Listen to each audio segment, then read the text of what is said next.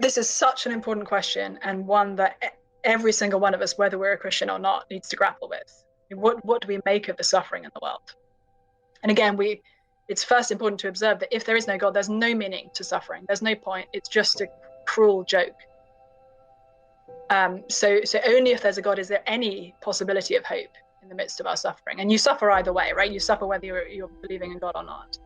What I do in the book, and what I recommend to the questioner here, is I walk through the story that is told to us in John chapter 11, where the headline news is that Jesus raises his friend Lazarus from the dead.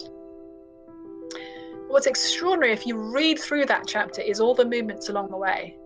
So first off, Jesus's good friends, Mary and Martha, who are Lazarus' sisters, call out, like they send a message to Jesus saying, the one you love, Lazarus, is sick. And John tells us that because Jesus loved them, he didn't come. And you're thinking, well, wait a minute, that doesn't make any sense. It should either say, because he loved them, he dropped everything and came at once, or he actually didn't love them much and he was busy with other things, so he didn't come. Instead, the text says, because Jesus loved them, he didn't come. And in fact, he deliberately waits until Lazarus is dead and he's been in the tomb for 4 days. It's almost comic in the chapter, because John tells us that Bethany, where Lazarus was only like a couple of miles away from Jerusalem. So it's not, I mean, Jesus could have got there really quickly. And instead, he waited till Lazarus had been in the grave for 4 days before he came. Not because he didn't love them, but because he did. And then he has this extraordinary conversation with Martha, one of Lazarus' sisters, where she says, Lord, if you'd been here, my brother would not have died. But even now I know that whatever you ask of God, he will do for you. And Jesus gives her what at first sounds like a theological answer: your brother will rise again.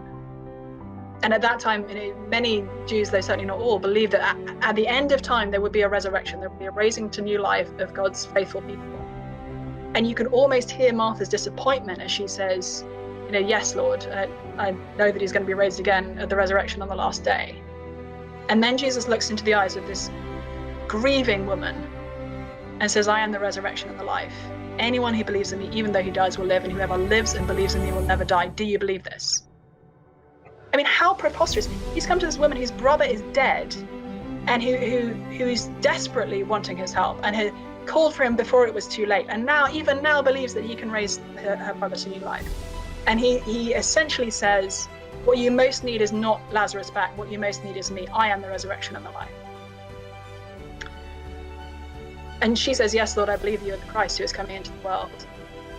And then like the episodes sort of play out even more extraordinarily. Jesus goes with her and with her sister Mary to the grave, and he weeps with them. Like, why on earth is Jesus weeping when he could have healed Lazarus in the first place? And the onlookers, some say, oh, look how he loved him, he's crying. And other people say, well, wait a minute, couldn't he who opened the eyes of the blind man also have stopped this guy from crying? Like, it's Jesus's fault that Lazarus is dead.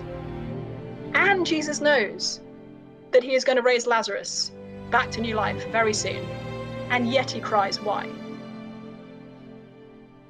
I think that tells us that in the midst of our suffering, Jesus weeps with us. It's not that our suffering isn't important. It is important enough to bring tears to the eyes of the Son of God.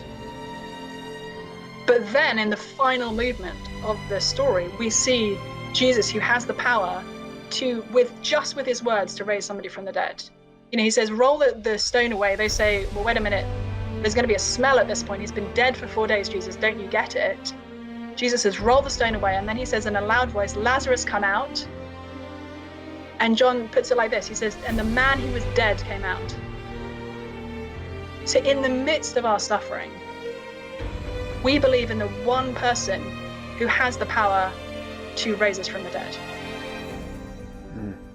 So yeah, I commend anyone struggling with suffering as a Christian to read through John 11 and just read it again and again and notice everything that's going on there, that God can love us and still intend for us to suffer and weep with us and be the one hope that we have, because he is our resurrection in our life.